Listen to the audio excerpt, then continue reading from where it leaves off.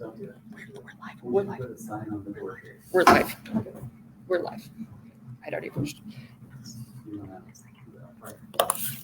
I got it. Yeah.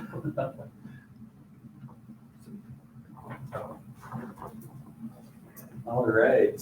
Welcome, everyone. I'm not sure how many we have joining us so far, but we'll just go ahead and get started. And before we jump into behind the scenes with Brian Market, our code enforcement officer, just wanted to touch on the water restrictions because there's been a lot of questions in the community about that. And so if I could touch on that just for a minute or two, then we'll jump into our interview with Brian. So as many of you are aware, we do have mandatory water restrictions. You'll see these posted throughout the community that kind of give you a little briefing of what we're trying to do and what we need to do to conserve our water.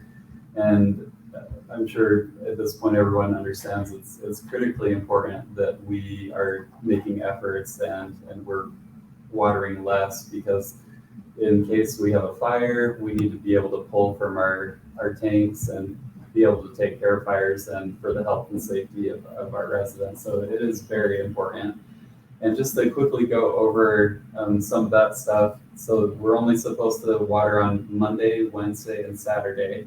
And it's after 6 p.m. and before 10 a.m. is when the best time to water, and what we've been asking that all of our residents do. Also check to see if your sprinklers are hitting the cement or any of those areas, because that's just wasting water, and try and get those so it's just on the grass. One thing that you will see, we are trying to get the word out to everyone, and it is difficult to get the word out to everyone about these mandatory restrictions, but this is one of them that you'll see in a yellow notice here, just regarding the restrictions, and that there is the potential that we could fine individuals if they were not complying with this, but really we don't want to do that at all. We would just like, if everyone can help us with this to water on the correct days and times, then there's no need to even do that at all. So, and another question that came up is at this last council meeting is the surcharge. And right now, if someone is using 6,000 or more gallons a month, there was discussion of, are we going to charge for the extra amount? And right now we are not going to do that. But that's something that the council wants to look at and bring to a separate council meeting to see if we need to adjust the amount of gallons a month that we can have. But right now you're not on your bill. You're not going to see an extra amount for having 6,000 gallons. We need to work on this a little bit more. But again, just reiterating, please help us with this so that we don't need to do any fines or anything like that. If you would like to learn more about our water situation, we do have a video online, which is rawlinswy.org/water rules. So again, it's rawlinswy.org/water rules. And that is our public works director talking for about 45 minutes on the whole water issue that the city is encountering. So if you would like a lot more information, that's where you can find it. And lastly, the city is making sure that we're setting a good example with our watering. We're actually having some trucks filled up so that we can water certain parts with raw water instead of using the culinary water and things like that, and making sure that we are following our own rules with this. So, and if you see a park, if you see anything that looks like it's not being watered how it should be, we would absolutely want to know that so that we can fix it. So again, thank you for listening to this just for a second, because it is important. And now we're going to jump over to code enforcement. So as I mentioned before, I have with me Brian Market, and he is our code enforcement officer for the city of Rawlins. And I'm excited to ask him some questions today. So the questions, just so everyone knows, or if you didn't watch this before, but the behind the scenes, the whole purpose of doing this is so that we can share with the community. This is a very proactive approach to just being transparent. We really want the community to know what we're doing behind the scenes. We want you to become familiar with each of our departments and how we function and why we do the things that we do. And so that's what this is all about, is transparency, and we hope that it's really helpful. So with that, I'm gonna jump over to Brian here. You wanna give us just a mini introduction of yourself, and then I'll jump into the questions. And the last thing I'll say too, the questions are, as I have a list of questions here that I've prepared, and I've tried to put down questions that maybe a resident would be thinking to ask.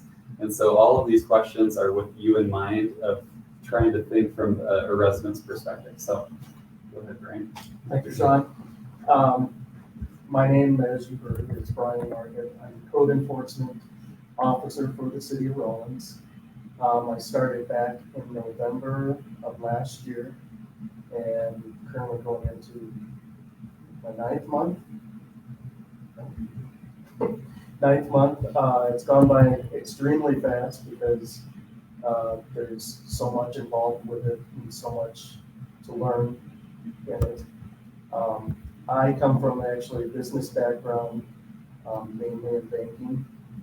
Got tired of the banking industry, so I looked for a change of venue, and the city happened to have this position open, and I talked to a few people about it and interviewed for it, and thought that I could bring a little bit different approach to the normal way people think of code enforcement, and they usually center on that last word, enforcement.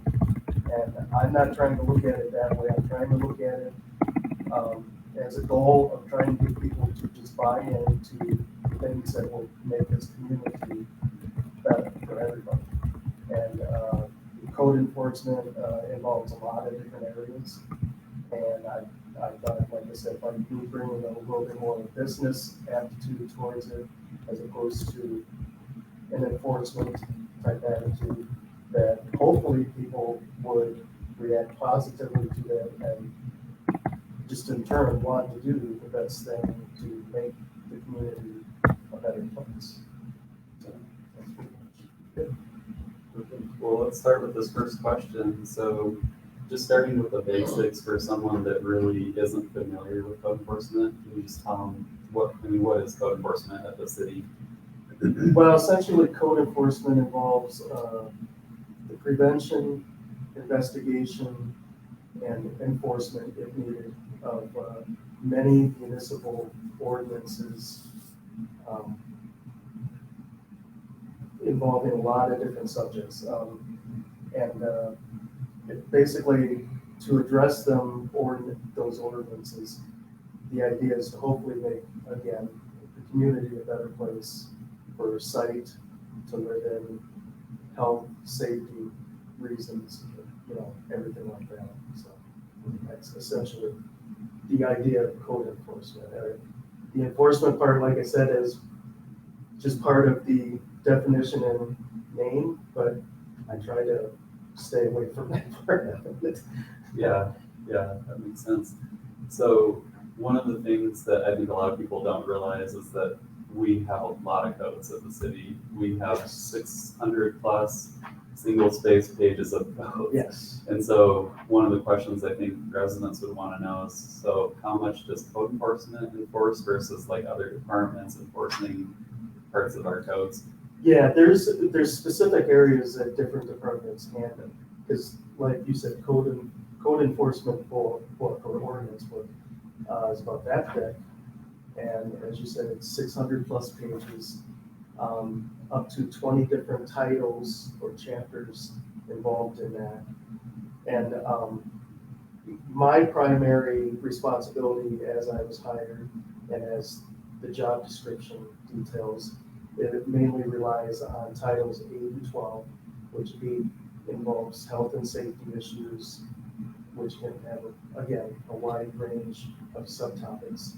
And then 12 involving roads, sidewalks, alleyways, right-of-ways, which again have a wide range of subtopics. And then, of course, going along the way, then I also will have whatever extra titles or whatever that I may be involved in or have given to me, like when you allow me to be an agent for certain ordinance or whatever. So like as of late, we've had things with liquor licenses, liquor compliance, water restrictions, you know, like the water restrictions, that falls primarily into like the Public Works Department. So that isn't one of my main responsibilities, but it doesn't alleviate me from if I see something wrong or not being done correctly, then obviously I'll try and take the steps to make contact and try and resolve the situation before it becomes a bigger issue. But yeah, there's a lot of different ordinances. So with your responsibility, and you mentioned you have two key titles that you have, but so how do you prioritize your time when there's so much, you know, if you look around at the city, sometimes you're like, wow, there's really a lot to fix. How do you prioritize your time? It's difficult, because there's what people don't know is like what's behind the scene. They think that they just email a complaint or an issue or a concern, and I go out and check on it and instantly resolve it, and it doesn't go that way at all. There's a process that has to be followed, depending on the subject and everything, and what kind of info I need to get and gather, and then depending on how far it gets taken, so like enforcement and everything like that.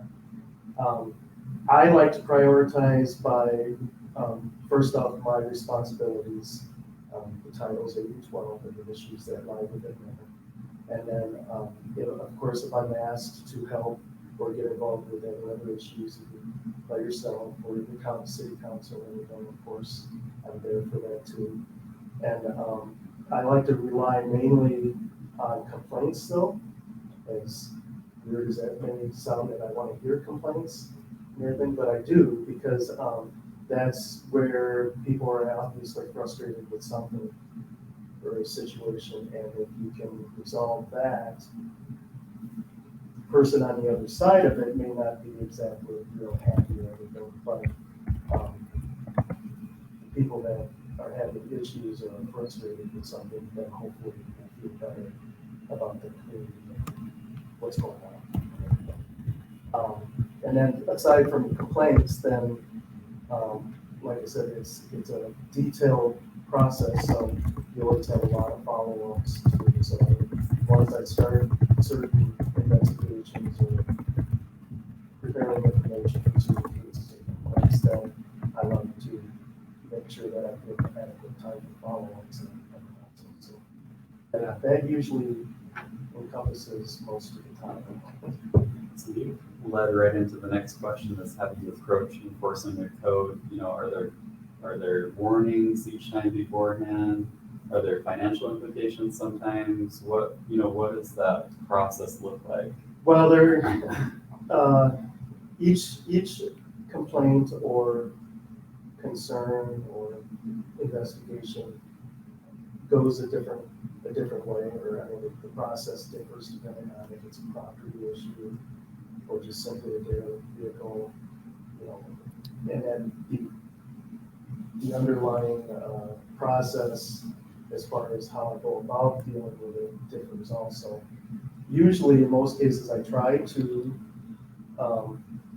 initiate the whole complaint or process by a warning.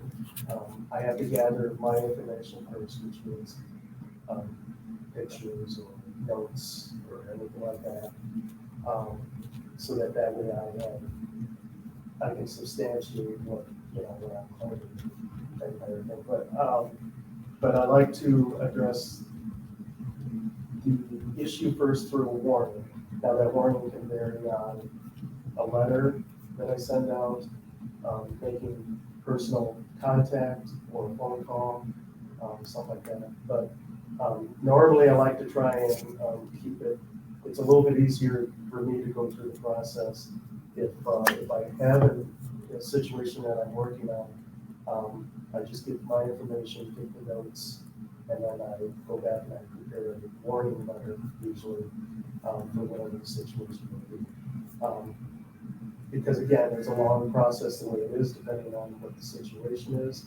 So if I spend a lot of time just trying to make contact with somebody, that really make it even longer. So I'm sure that probably happens it does. quite a bit, right? It's hard to get a hold of people nowadays because, especially in a city like Rollins, because you have people that have weird work hours, long work hours, people that come and go like during the week or on weekends, they're not here all the time. So it is very hard to actually try and make contact with people and try to instantaneously, get what they're wrong or something like that.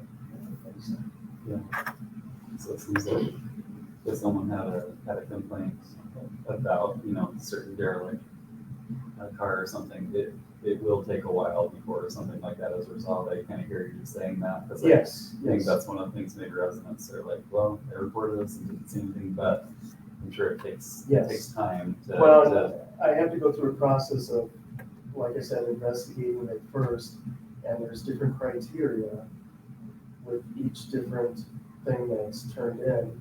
There's different criteria you have to take note of with the property and what the complaint is and everything. And yeah, it can take a long time. And so I guess the main thing that I would tell people is, as I said, I'm open to people turning in their complaints and everything or concerns. But you have to also be patient, because it's not only do I have a lot lists and lists of different things that I'm looking at right now, or trying to do paperwork or get warnings out there and everything, but it just takes a while to get things going and make contact with people. And like I said, I want to be fair, and I want to try and give people a chance to rectify the situation first. Absolutely, that's the best thing. Yeah.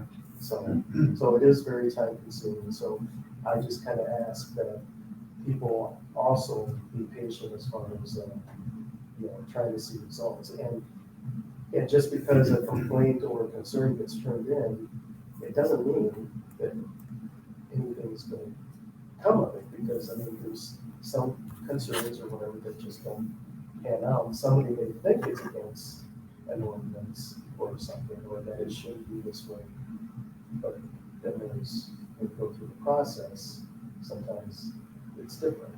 Mhm. So now that you've been here for about 9 months, we were thinking about, we started about the same time. Yeah. What are some of, from your perspective of going on the streets constantly, what are some of the issues that you're responsible for that you feel like we really need to pay attention to, that need a lot of attention? Well, the big thing is, and if you asked across the board, I'm sure you'd see a lot of people commenting on derelict vehicles, not only in residential properties, but also in business properties and different areas of the city, and everything are worse than others. But again, like I said, there's a process that unfortunately I have to go through for some of that. And it differs from case to case, and you don't handle every case the same way. So derelict vehicles is still a rather big issue.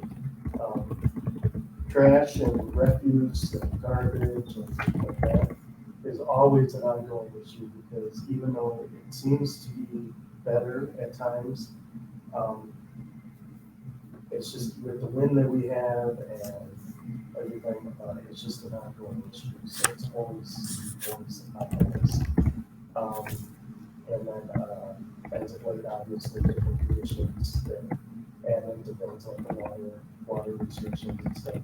Again, that doesn't entirely fall into my responsibility, but it's still an area that I have to keep my eye on and stuff, in case I do see something going on that should be going on. And then just a lot of property issues, anywhere from,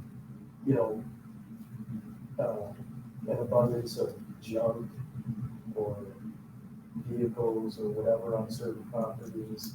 Um, As funny as it may seem, high grass, tall weeds, especially with summer, how dry it's been, the drought and everything.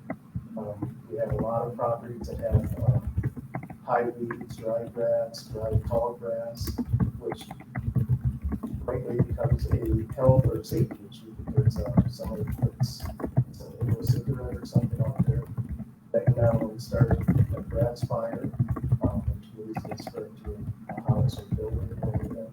So, I mean, people kind of laugh a little bit sometimes when you think of addressing an issue like weed to grass, but it actually is a relatively serious issue. So, yeah.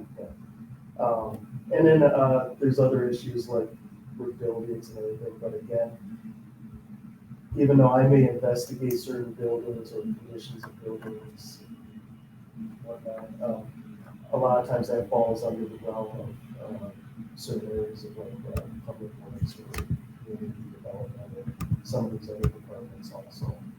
So, but those are probably the biggest ones that are constant. The next question is about our strategic plan.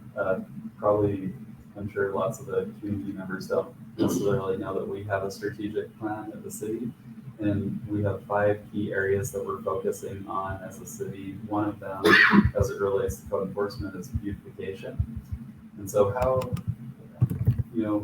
this may be kind of an obvious question, but how does code enforcement help with beautification of Rollins? Well, it's obvious to me, and I'm talking to you, it's obvious to you too, but I just think the beautification part of the plan, although there's limitations as to what I can do involved with actually implementing anything beautification wise, I just think if I do the responsibility of my job in general in code enforcement, that I think that helps and goes a long ways towards the city's plan of beautification. Anyway, again, there may be things that take a while to get done, like certain areas on each side of town get dirtier with garbage and whatnot blowing around and everything than others. So it takes a while to get that rectified and cleaned up and everything. But that's a normal responsibility for me in trying to get that done. And I think that's just going to have to with the city's plan. So, And I would also say, when we developed the strategic plan, we really focused on what the community wanted, and the council really heard what the community wanted, which was the beautification was a huge one. So when you see Brian around, don't just think enforcement, oh, he's the enforcer, gotta watch out for that guy. No, go and thank him for what he's doing, because you're literally, like, everything you're doing is beautifying the city. So well, I hope so. Yeah. I mean, that's, like I said, to me, that's one the primary responsibility, and hopefully one of the results of doing the job, or at least putting things in the right direction to get it done.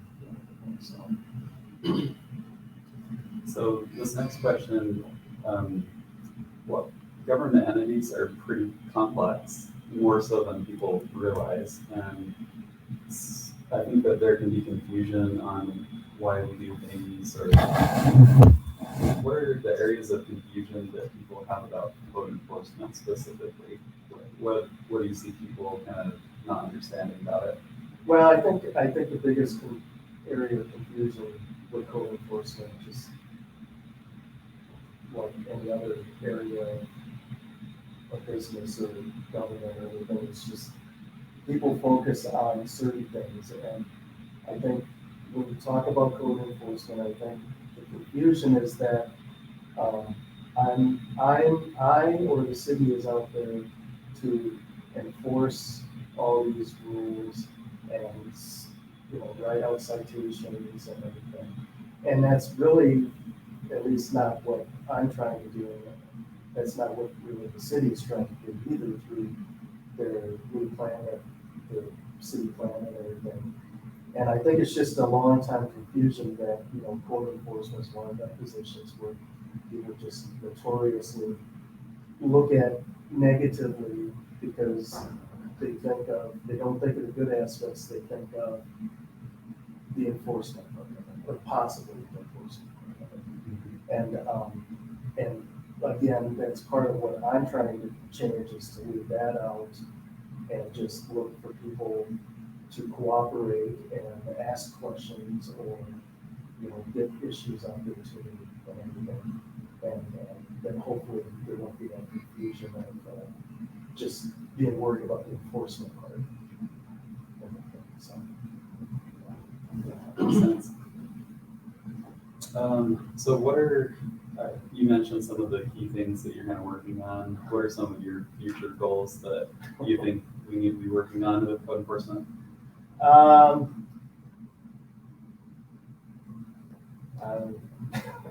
There's a lot of goals. Maybe adding some help in the future. Yeah, and speaking of that, that is one of the things the city council is considering right now, is adding another code enforcement officer because of how much need there really is. Well, and there really is, and then that would allow, although there's obvious, just like with anything, downtimes where you may not have a whole lot of things going on, when you do, it's hard to keep up with everything, hard to get everything, give certain cases and everything the time that they need, and then in turn, residents or people think that you're not giving it enough attention, or, blowing things off and stuff. And I really do not try to do that, but I have to schedule, just try and schedule things as best as I can to try and get as much done as I can. And other future goals would be, just to continue with working hopefully with the city council and the city plan, and trying to get some more education and just social media and everything out there, just to try and point out some of the issues that are in the community that, with just some help from the residents and other, people and everything, a lot of these problems would not be that big of an issue. Just done a lot. So just continued education, and then trying to still work with people and doing warning people first, and trying to work with them as opposed to, like I said, the enforcement. So, and you just mentioned, you just kind of gave a good segue into the next question, is how can people help with code enforcement? Do you feel like, from your perspective, that they can be pretty helpful to, the enforcement or beautification of the city, and how could they reach out to you, or what can they do basically to help? Well, the people and residents can do a lot. They can, from just simply getting the concerns and complaints out there, which there are a lot of different ways. There's the city website, my email, they can take contact just at the police station. That's where my little cubicle is, and everything. A phone call, the city request tracker, where they can put in their complaints. And again, It's right on the front page. right. And again, you have to be patient. Because, like I said, sometimes I get a lot more concerns and complaints than other times. So it takes a while to get through them and to prioritize and work on them and try and get results and everything. But then, people, so not only getting the concerns and everything out there, but people can just take a look at their community and where they live and their neighbors and everything. And if you've got a neighbor that has a property issue or something, and it's a matter of that they just don't have the means to try and fix that issue, or the mother or possibly like that, if you've got a way or an idea or a way of helping them, please help them. Help them help their situation, and then not only make your area of the community better, but it'll make your whole neighborhood better and everything. And not to mention that it'll make things a little bit easier for me also, because if you're helping other people to resolve different situations that might be a little bit easier to do, then that's one less thing that I have to, spend time on, and I can maybe move to a different, different issue or concern and everything. So, yeah, people can, and then use some common sense. Look at your own property and your own backyard and your own house and everything, and just take a good, honest look at it. And if you see something that you think might be a potential issue, then it probably is. So just, try and take the steps to resolve it, or at least start working on it.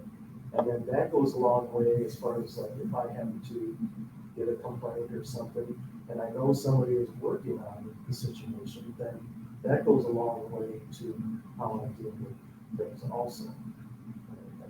And then, as I've said a million times, just be patient. There's a lot of issues out there, and only so much time and everything. So please be patient, and don't think that I'm blowing certain things off or ignoring certain concerns or anything. I'm trying my best to address all the concerns and issues as much as I can in the time that I've got. So it's really good.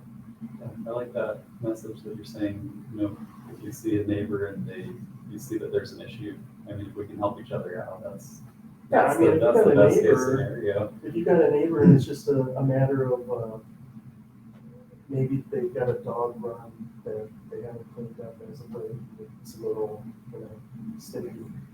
I mean, if you're the type of person that's comfortable in doing it, as opposed to, sending me the concern and everything, which you can still. But I mean, I would encourage people, if you're the type of person that can, bring a situation to a person, a neighbor or something, if you're in a good relationship with them anyway, then just go over and talk to them about your concern. And then if that doesn't work and the problem goes on, then, maybe I need to get involved and stuff. But there's a lot of issues and everything out there that can be just solved just by people communicating with each other and, talking things out a little and just using common sense, then, they instantly jump and just, complain about it. Mhm. I hope that helps them. Yeah. So, So we're on to our last question, and then we'll turn the time over to the community members, anyone that's watching us, if they have any questions for myself or Brian. But is there any kind of final message that you would want to give to the community related to enforcement? just kind of like I said, I'm trying my hardest to address all the different issues and situations we have out there. There's a lot, as people know, from a lot of different topics and everything. And I'm trying to handle all the situations equally and within the time that I have and everything. So again, please be patient. This is not a process that happens overnight, and even the individual cases are not things that happen and can get resolved overnight usually. And just to, like I said, step back and take a look at your neighborhood and your yard and just kind of, again, some of the things that we put on social media, take pride in your neighborhood and the city and the community and just do the right thing and try and help others if they need help. And let's just clean up wrongs. Yeah, I love it. And I also just want to add last thing that I know you've had a lot of success in being able to clean some things up with this positive, proactive approach of just visiting with people and, not just laying down the hammer with people, but teaching them. And most of the time, if people just realize that it's a problem, they can fix it. And I know you've had some good success with this. Yeah, with property, I mean, with a lot of the property issues, a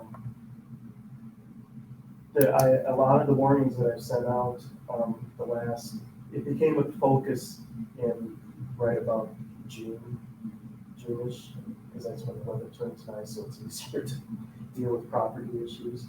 But that's when it became a focus, and again, I took the same process, I gathered my info and, pics and whatnot, just to prove what I'm seeing, what I'm observing. And then I initiated most of the cases with the simple warning letter.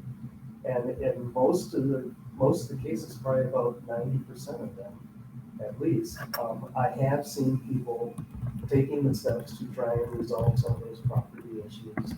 And in some cases, there's only so much they can do. I mean, everybody's different. It's an older couple or something, they may have a little bit of experience in trying to get the situation resolved with someone else.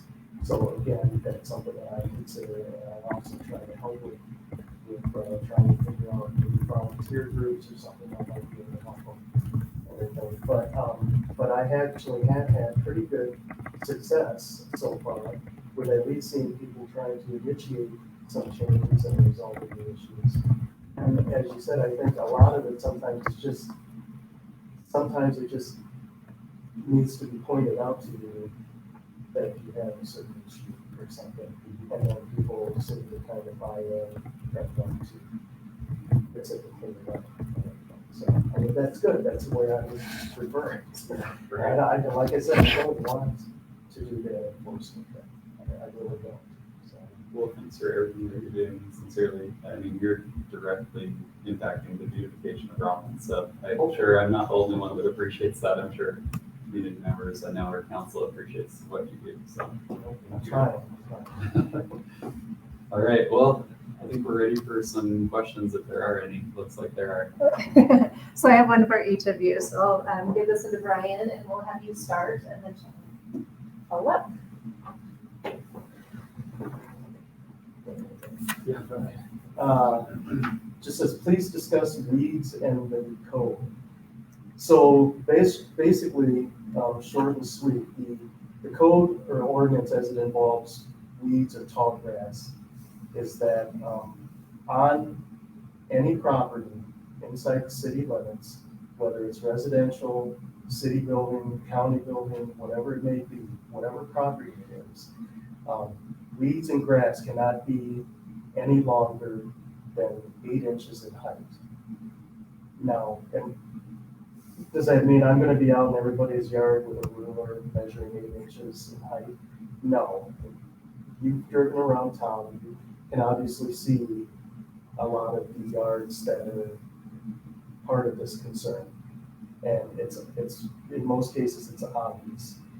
Along with the height is the main thing as far as the ordinance, but along with our conditions that we have this summer, as I talked about earlier, that's an added safety hazard because if you have an abundance of tall grass and weeds, chances are right now this summer they're going to be pretty dry, and that's a fire hazard on any property and could cause damage to your property or a neighbor's property or anything.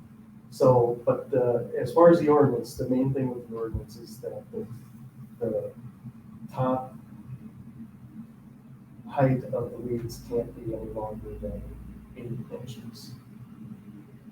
That's it. My question here is, do old trees in residential areas belong to the city?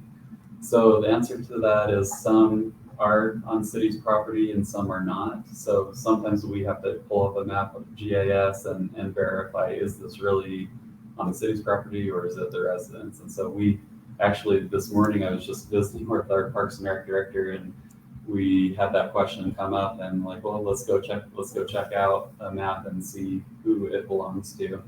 Also, we do have, the Parks and Rec director is planning on developing a tree maintenance plan that really, I mean, right now we have a budget to be able to address some of the trees that are falling down and whatnot, but we'd like to get a better plan in place so that we are very proactively knocking down trees that are a health and safety issue for residents. So there's that answer. I have the next one. That's all the questions that we have currently. Okay, that's it. All right. Well, we hope that everyone has enjoyed visiting with Brian, getting to know what he does at the city, and I appreciate what he does. Just to reemphasize real quickly the importance of where we started off today of our watering, the mandatory water restrictions, and to help us out with that, we'd really appreciate it. So thank you for those that have joined us, and have a great day.